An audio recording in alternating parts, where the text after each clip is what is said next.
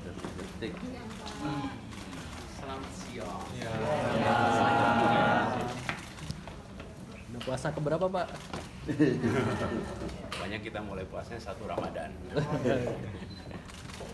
Ya, makasih teman-teman. Apa Ya pertanyaannya? Pak Anies mungkin bisa diceritakan sedikit ke teman-teman, kan tadi kita nggak sempat masuk ke dalam tuh, kira-kira apa saja yang dibicarakan? Oh, begini, media internasional memantau pemilu, mereka ingin mendalami beberapa hal yang saya rasa mereka juga bisa dapatkan dari banyak tempat sudah. Lalu sekarang mereka ingin dengar dari calon dan saya bersedia, saya hadir. Jadi mereka menanyakan perspektif, menanyakan terkait dengan apa-apa saja yang dialami pada masa kampanye, pada masa sesudah Pilpres, putar itu. Pak Anies, ini kan kawal pemilu sudah menyatakan bahwa paslon nomor 02 menang dan tidak ada kecurangan pemilu. Tanggapan dari Pak Anies gimana? Ini kan ngobrolin pemilu juga tadi ya. Yang bisa menyampaikan itulah KPU. Kita akan tunggu sampai KPU menyampaikan hasilnya. Kemudian dari situ nanti kita akan respon dan kita hormati badan-badan yang menyelenggarakan pemantauan, mereka mengerjakan pekerjaannya.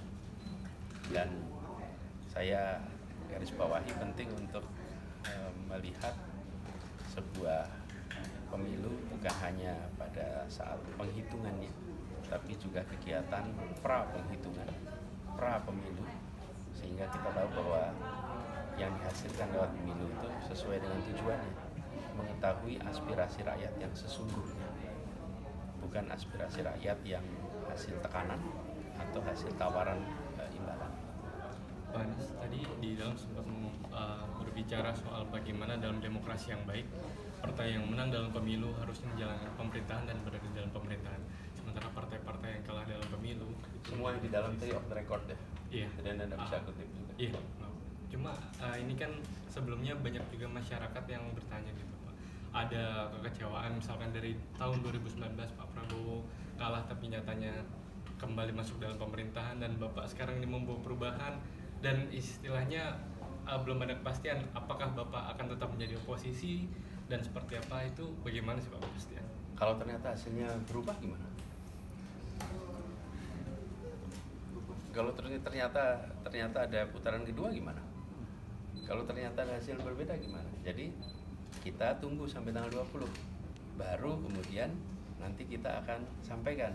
Tapi saya berpesan tadi benar bahwa di dalam proses pemilu itu akan ada selalu yang menang berada di pemerintahan, yang tidak berada di luar pemerintahan. Saya pegang prinsip itu aja.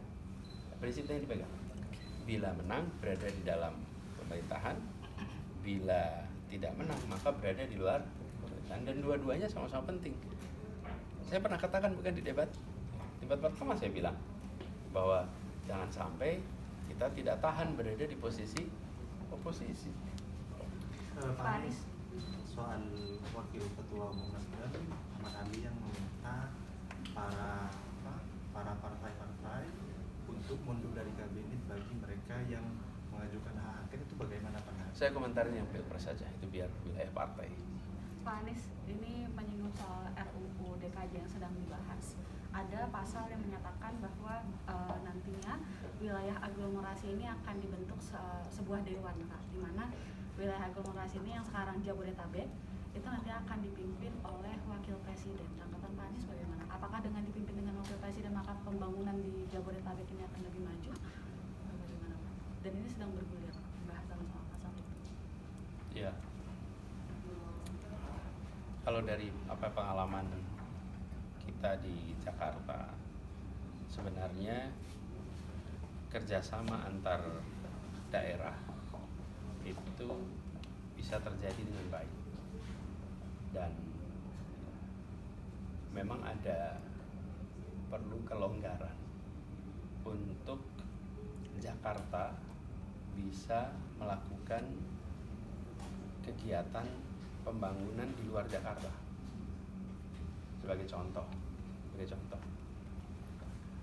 ketika kita menerima air dari kawasan selatan, hujannya di kawasan selatan, airnya masuk ke Jakarta.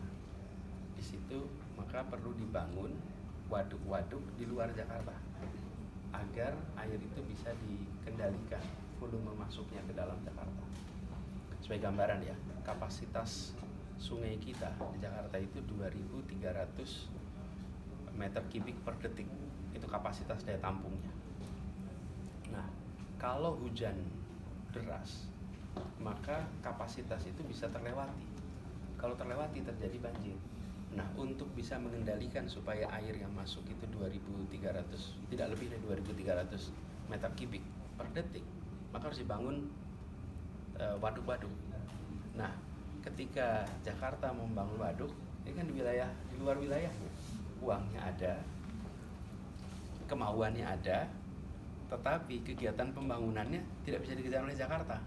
Jakarta harus memberikan hibah kepada daerah lain. Hibah itu dikerjakan, tapi proses pengerjaan di luar kendali Jakarta. Jadi sebenarnya menurut saya pada fase ini jauh lebih mudah untuk memberikan ruang bagi pemerintah Jakarta untuk melakukan kegiatan di luar wilayah Jakarta.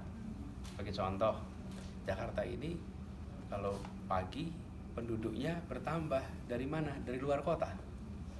Tapi kalau Jakarta mau membangun terminal untuk Transjakarta di luar wilayah Jakarta, maka yang harus mengerjakan PT. Itu sebabnya kita pakainya PT Transjakarta, supaya bisa membuat kegiatan-kegiatan di luar.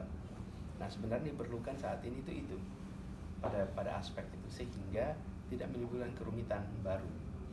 Kadang-kadang kita membuat lembaga baru, ya, tapi lembaga baru itu belum tentu menyelesaikan masalah yang sesungguhnya ada.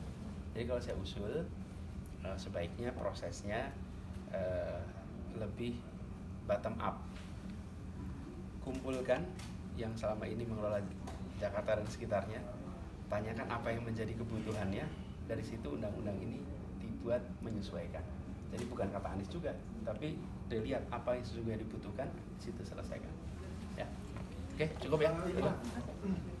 Soal wakil rektor UGM yang sebut demokrasi Indonesia sekarang lagi mengalami kemunduran, apakah Pak Anies juga sepakat dengan itu?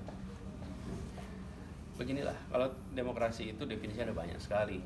Ada lebih dari 560 definisi demokrasi. Tapi kalau kita ambil paling sederhana, demokrasi ada 3 komponen. Satu adalah pemilihan yang adil dan jujur, bebas. Yang kedua adalah kebebasan berbicara. Yang ketiga adalah oposisi yang diberikan ruang. Maka kalau kita lihat nih, nomor 1 tentang kebebasan berbicara. Teman-teman merasakan nggak ada perubahan kebebasan berbicara beberapa tahun ini? Iya, menurun. Kekhawatiran, pemeriksaan kepada orang-orang yang mengkritik itu terjadi. Yang kedua tentang oposisi. Kita hampir tidak ada oposisi yang bisa hidup. Kenapa? Karena mendapatkan tekanan yang luar biasa untuk jadi oposisi itu. Akhirnya nggak kuat. Karena nggak kuat, akhirnya ikut di pemerintahan. Jadi sebenarnya oposisi itu dikasih ruang saja, karena dia menjadi penyeimbang baik untuk semua. Tapi kalau oposisi tekan, akhirnya nggak ada yang tahan tuh. Lalu yang ketiga adalah soal pemilu. Nah, pemilu yang bebas dan adil, kemarin sudah berlangsung pemilunya, tapi bebas dan adilnya masih menjadi pertanyaan nih. Dan itu mungkin yang dikatakan oleh teman-teman di sana. Jadi saya melihat pada 3 kriteria itu, demokrasi kita harus banyak koreksinya untuk bisa menjadi demokrasi yang baik. Ya. Pak Anies, saya mungkin ini PJ Gubernur Aceh diputuskan untuk dicopot. Mungkin saja ini berkaitan, atau mungkin bagaimana Pak Anies melihatnya? Apakah ini berkaitan dengan daerah Aceh yang dimana daerah tersebut adalah Pak Anies dan Gus Muhaimin menang telak di sana, sementara salah satu pasangan tertentu keok jauh suaranya di sana? Apakah hanya satu PJ aja yang diganti?